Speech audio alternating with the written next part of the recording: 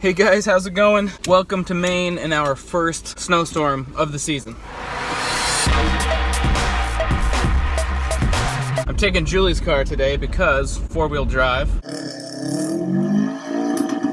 So today I am off to cut some trees in this crazy winter wonderland of Maine, fresh after a Maine snowstorm, first of the season like I said. But that's not the focus of today's video. I figured that while I was driving to my destination, I would talk a little bit about my dash cam. I realized that it's been a little over a year since I purchased, installed, and got my first impressions of the Viofo A119 Dashcam. This is a dash cam that I came across last year when I was doing some dash cam searches. Like many people, I often end up right in the middle when it comes to purchasing different products. I don't go for the most expensive, but I also don't go for the most cheap. So this one was kind of in the middle, maybe on the slightly cheaper side. I think it was like $150 or so, but you know, it's been over a year now. I can't remember for sure. I can't even remember what I ate for breakfast this morning.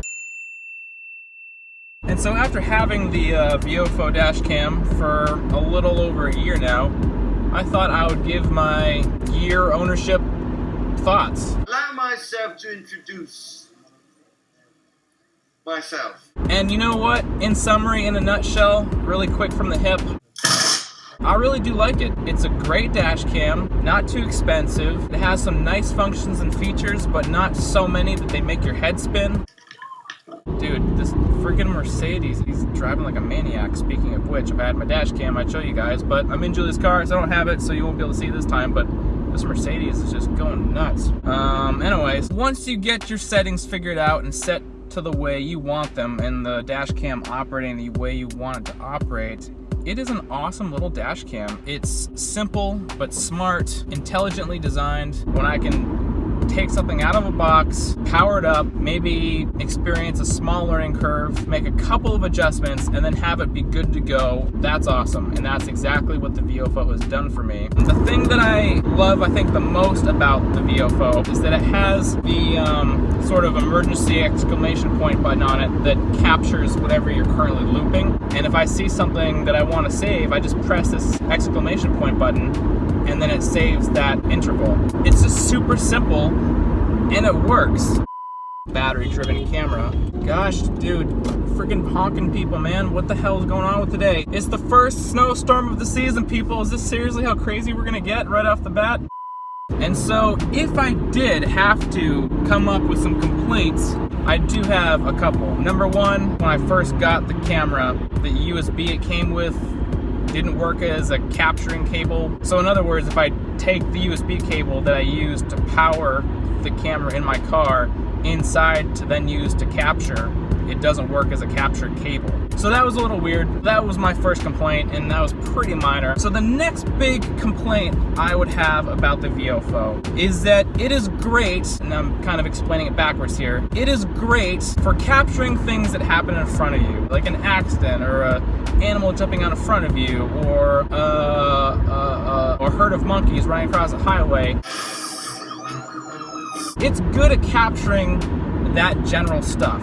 Where it does lack is that the details aren't all the way there. If you are hoping to capture, let's say in an accident situation, someone's license plate, that's not something the Viofo is all that great about. The resolution just isn't there to capture the license plate. If anything does ever happen to me or someone else around me, and it's imperative that a license plate be provided, I'm not sure I can depend on the Viofo to do that. Sorry for the noises, this car is full of stuff.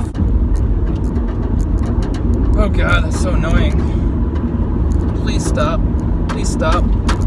I'll do whatever you want me to do, just please stop. So to quote an old 80s TV show, don't take my word for it. But you don't have to take my word for it. But I do think it's a very good dash cam. So yeah, there you go. That's pretty much it in a nutshell. I hope you found it helpful if you're in the market for a dash cam.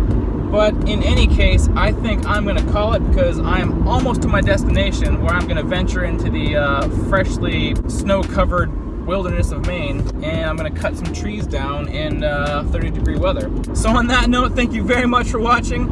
I hope you enjoyed it, and we will see you on the next one.